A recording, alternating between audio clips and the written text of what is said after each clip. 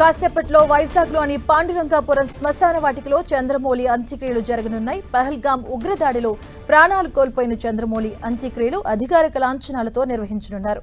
చంద్రమౌళి భౌతిక కాయానికి మంత్రులు అనిత, సత్యకుమార్, ఎమ్మెల్యేలు గంటా శ్రీనివాసరావు, పల్లా, ఎంపీ సీఎం రమేష్, వైసీపీ నేతలు బొత్స, గుడివాడ అమర్నాథ్ నివాళులర్పించారు. నిన్న సాయంత్రం యుఎస్ నుంచి వైజాగ్కు చంద్రమౌళి కుమార్తెలు చేరుకున్నారు. చంద్రమౌళిని కడసారి చూసేందుకు బంధుమిత్రులు భారీగా చేరుకుంటున్నారు.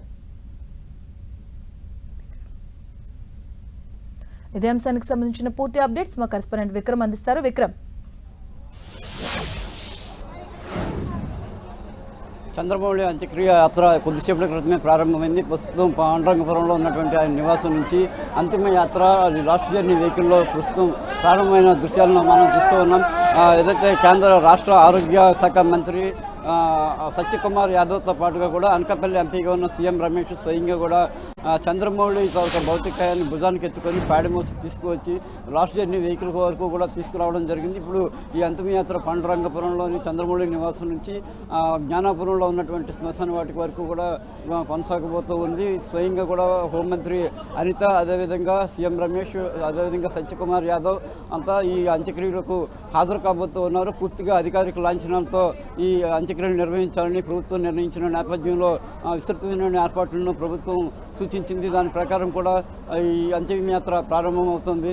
ఏదైతే చంద్రమౌళిని కడసారి చూసేందుకు బంధుమిత్రులు, కుటుంబీకులు అంతా కూడా పెద్ద ఎత్తున చేరుకుని ఉదయం నుంచి కూడా కన్నీటి పర్యంతో విలపిస్తూ ఉన్నారు. అంతేకాకుండా ఏదైతే చంద్రమౌళి భార్య నాగమణి, అదేవిధంగా ఇద్దరు కుమార్తెలు నిహారిక, అనుప్రియ కూడా గుండెలు పగిలేలా రోధిస్తుండటం చూసి కుటుంబీకులు, బంధుమిత్రులంతా కూడా హృదయ విదారకంగా అక్కడ ఉన్నటువంటి పరిస్థితిని చూస్తూ కూడా కన్నీటి పర్యంతమయ్యారు. అంతేకాకుండా చంద్రమౌళితో ఉన్నటువంటి అనుబంధాన్ని, స్నేహాన్ని కూడా అందరూ తలుచుకుంటూ కన్నీటి పర్యంతంతో వెలిపిస్తున్నటువంటి పరిస్థితి. ఈ అంతిమయాత్ర ప్రస్తుతం ఇంకా కొనసాగుతూ ఉన్నటువంటి పరిస్థితి. పూర్తిగా కూడా 11:30 గంటలకు ఖచ్చితంగా ఇక్కడ నుంచి ప్రారంభమై ఆ తర్వాత శ్మశాన వాటిక వరకు చేరుకుంటుంది. అక్కడ ఏదైతే అధికార లాంఛనాలు ఉంటాయో అధికార లాంఛనాల ప్రకారం కూడా పోలీసులు కాల్పులు జరిపిన తర్వాత గాలిలో కాల్పులు జరిగితే అంతిమయాత్రకు సంబంధించిన ప్రక్రియ అంతా కూడా మొదలవుతూ ఉంది. ఏదైతే పహల్గాంలో ఉగ్రవాదుల చేతిలో అశ్రమంలో బాధించడంతో ఒకసారిగా కూడా అంతా నిర్గంతపోయారు. ఈ పరిస్థితుల నేపథ్యంలోనే అంతా కూడా 2 రోజులుగా విశాఖపట్నం అంతటా విషాద ఛాయలు అనుకుని ఉన్నాయి. ప్రతి ఒక్కరూ కూడా గుండెల పగిలేలా రోధిస్తున్నారు.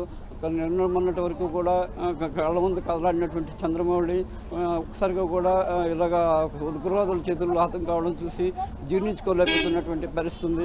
ఆయన తాలూకా ఎస్బీఐలో ఉన్నతాధికారిగా చంద్రమౌళి పనిచేసిన నేపథ్యంలో ఆయన సహచరులంతా కూడా పెద్ద ఎత్తున చేరుకున్నారు. ఇటు రాష్ట్ర ప్రభుత్వం నుంచి మంత్రులు, అదేవిధంగా ఎమ్మెల్యేలు, ఎమ్మెల్సీలు కూడా చేరుకున్నారు. కుటుంబ మిత్రులు అటు పార్తీపురం, శ్రీకాకుళం జిల్లాల్లో ఉన్నటువంటి బంధుమిత్రులంతా కూడా చేరుకున్నారు. దీంతో పాండురంగాపురంలో ఉన్నటువంటి చంద్రమౌళి నివాసం కిక్కిరిసిపోయినటువంటి పరిస్థితి నెలకొంది. అయితే అతనికి సంబంధించినటువంటి మరో అల్లుడు రావాల్సి ఉంది అమెరికా నుంచి. ఆయన వస్తారని కాసేపటి వరకు కూడా అంత్యక్రియలకు సంబంధించి వేచి చూసిన పరిస్థితి ఉంది. అయితే ఆయన వచ్చే పరిస్థితి లేకపోవడం, ఇంకా ఆలస్యం అవుతున్న నేపథ్యంలో అంతిమయాత్రను నిర్వహించాలి, అంత్యక్రియలను ఉదయం పూట నిర్వహించాలని చెప్పి నిర్ణయానికి వచ్చారు. ఈ అంతిమయాత్ర వెహికల్లో స్వయంగా కూడా మంత్రి సత్యకుమార్ యాదవ్, సీఎం రమేష్ కూడా పయనిస్తూ ఉన్నారు. ఏదైతే ప్రభుత్వం అధికార లాంఛనాలతో నిర్వహిస్తున్న నేపథ్యంలో మంత్రులు కూడా ఈ అంతిమయాత్ర వెహికల్లోనే చంద్రమౌళి భౌతికాయంతో పాటు పయనిస్తున్నటువంటి పరిస్థితి. జ్ఞానపురంలో శ్మశాన వాటిక వరకు తీసుకువెళ్తారు. అక్కడ వరకు కూడా కుటుంబీకులు కూడా బంధుమిత్రులు ర్యాలీగా ముందుకు సాగుతూ ఉన్నారు.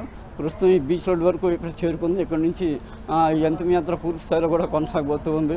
ఏదైతే ఒకసారిగా కూడా చంద్రమౌళి కాశ్మీర్లో టూరిస్ట్గా వెళ్ళి అక్కడ పర్యాటక ప్రాంతాలను ఆస్వాదిస్తున్న నేపథ్యంలో ఉగ్రవాదులు కాల్పుమాతలో ఆయన చనిపోయినట్టు తెలుసుకున్న వెంటనే కూడా అంతా ఒకసారిగా కన్నీటి పర్యంతమయ్యారు. అక్కడక్కడ ఉన్నటువంటి బంధుమిత్రులు, అదేవిధంగా కుటుంబీకులు అంతా కూడా ఈ విషాద వార్తను జీర్ణించుకోలేక అందరితో చాలా మనస్తాపానికి గురయ్యారు. అయితే ఆ తర్వాత నుంచి కూడా వరుసగా ఒక్కొక్కరుగా చేరుకుంటూ ఉన్నారు. చేరుకుని తనకి భౌతికాయానికి నివాళులు అర్పించి పూర్తి స్థాయిలో కూడా తమ చంద్రమౌళి పట్ల తమకున్నటువంటి అనుబంధాన్ని నెమరు వేసుకున్నారు. Madhavi. Okay, thank you Vikram.